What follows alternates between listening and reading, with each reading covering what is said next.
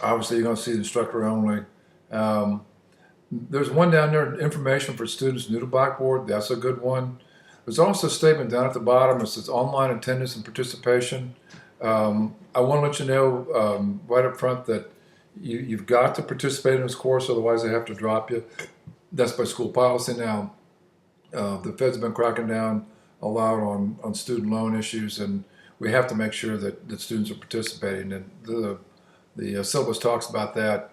If you miss an assignment if you do no assignments for a week, for example, I have to put you on probation, and if you don't get them all done the following week, I'll have to drop you. So that's kind of the hard part of that. You can read through well, let me click on it. I hate to take up a lot of time with this. You can explore it yourself. The syllabus, there's 2 copies in there. One is in PDF and one is in a Word form. A copy of the course schedule is here. It's also elsewhere. Let's just use this for a second. You can also get to this by course somewhere over here. Something says schedule, course schedule. I'll have to go back and make sure I've got one in there. I think I had put it, yep, there it is, course schedule. It shows the same information there. All right, we run from January the 18th, which is your first due date. Everything's due Sunday nights at midnight. You miss that deadline, then you've missed the credit part of it. Those of you who are really kind of worried right now, you've got to complete the orientation and do a census assignment, which we'll talk about in just a little bit, and one operating system news article, and we'll also explain that. This should not take you more than 2-3 hours.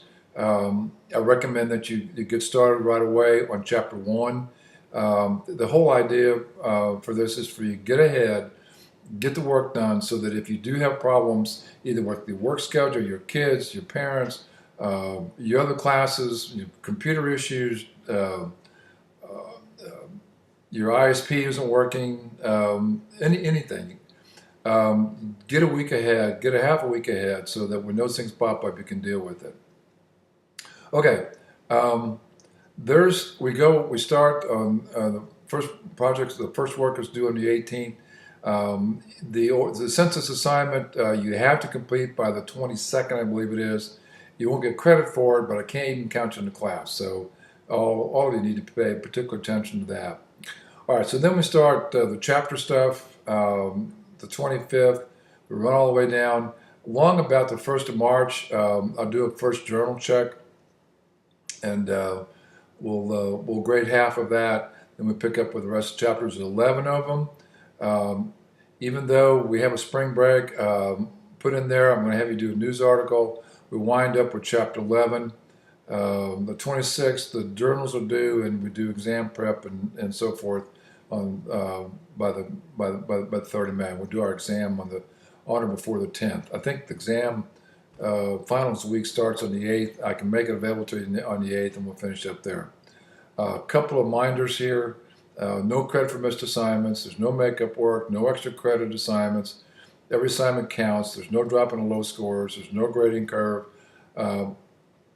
As usual, I have students that just far exceed any instructor's expectations.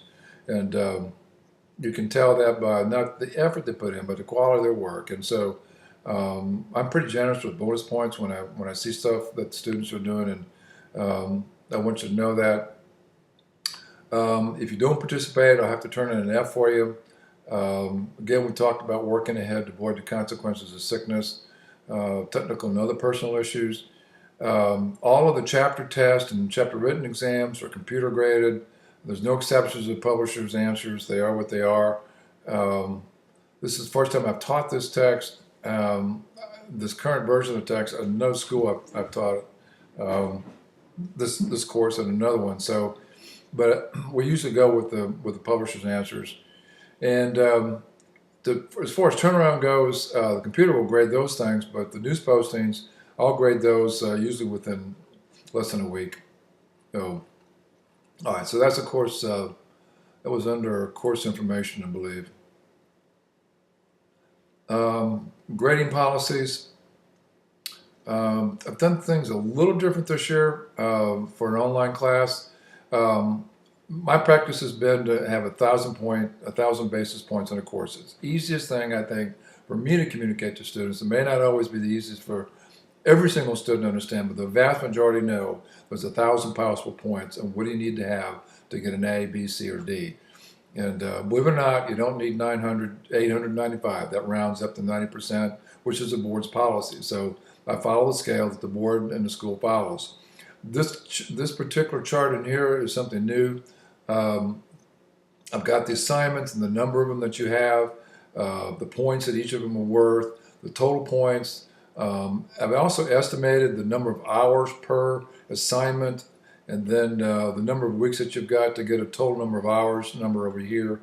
It's about 80 hours. 80. The way I get to 80 is that there are 16 weeks. It's a 5 contact hour class, 5 hours per week, so that's 80 hours. And so there's 80 hours worth of work put in there. That's what I would, that's not even average. I think some of you, the majority of you will not need 80 hours to get all the work done. It'll be somewhere between 70 and 80. Some of you may wind up spending 90 hours to 100 hours getting it done, but on average across the board, my expectation is that the students will require about will be required to do about 80 hours worth of work. Okay, let's go on now to, let me back up just a second, see what else we've got in that particular course information. Policies, technical information. Yeah, we need to cover this pretty quick. You're expected to know how to copy and paste material into a document.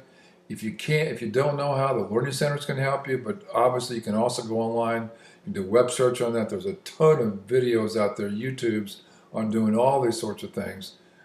Saving, attaching, printing documents, saving files, compressing files, surfing the web. These are all basic skills that students bring to online classes. Labs, not only do we have the open labs, but I'm going to give you guys some time if you need it, if you want it. Many of you are on campus during the week. I like to mix it up with students. Come visit me. I'll let you know when I can let you in and make the resources and the labs available.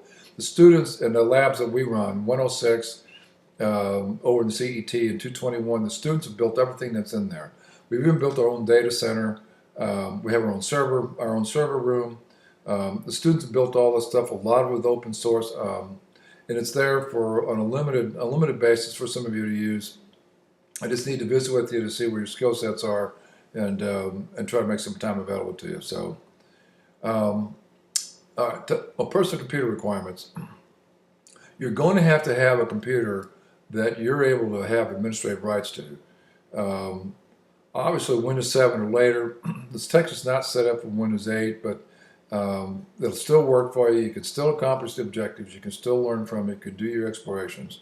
We do a lot of Linux and Unix work in my security and networking classes.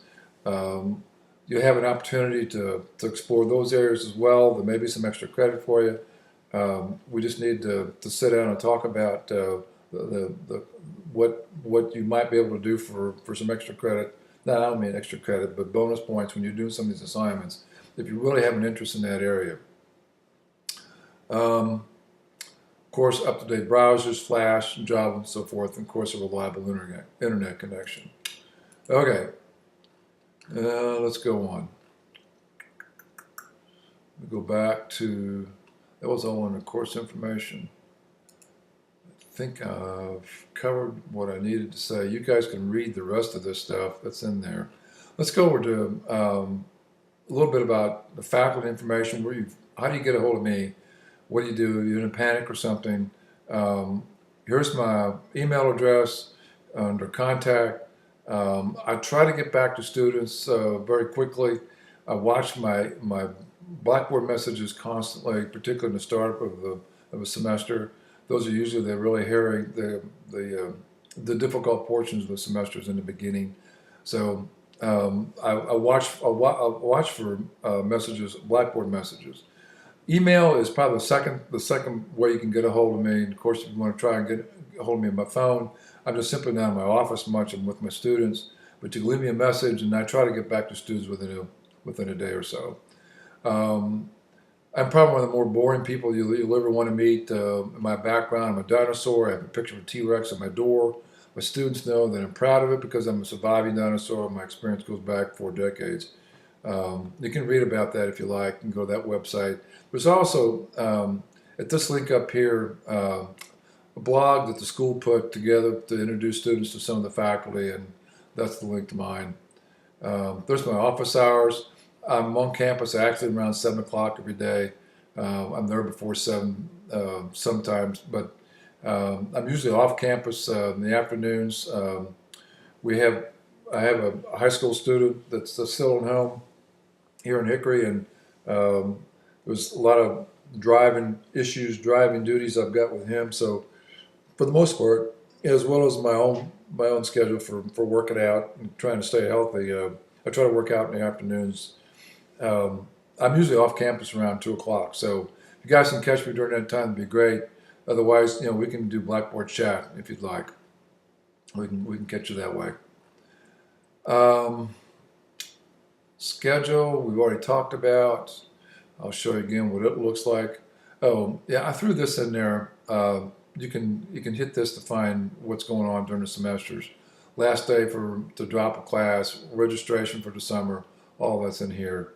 And there's the work schedule we talked about.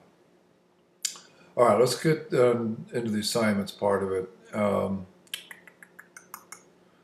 right, assignments from the textbook. You'll see this. This is in a particular mode where you can see everything.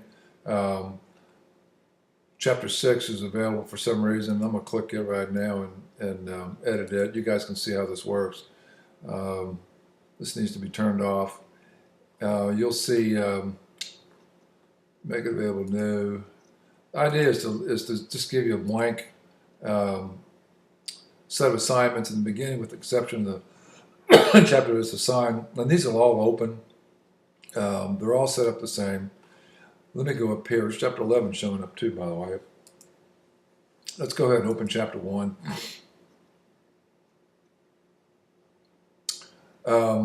Read the chapter.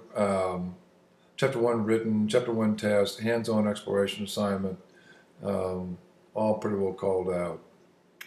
You click on the written test, it'll open up. You'll have 3 opportunities to take those. The multiple choice guessing are those. I've also got to add a note about introducing yourselves, and I'll show you where that's at right now, but I want to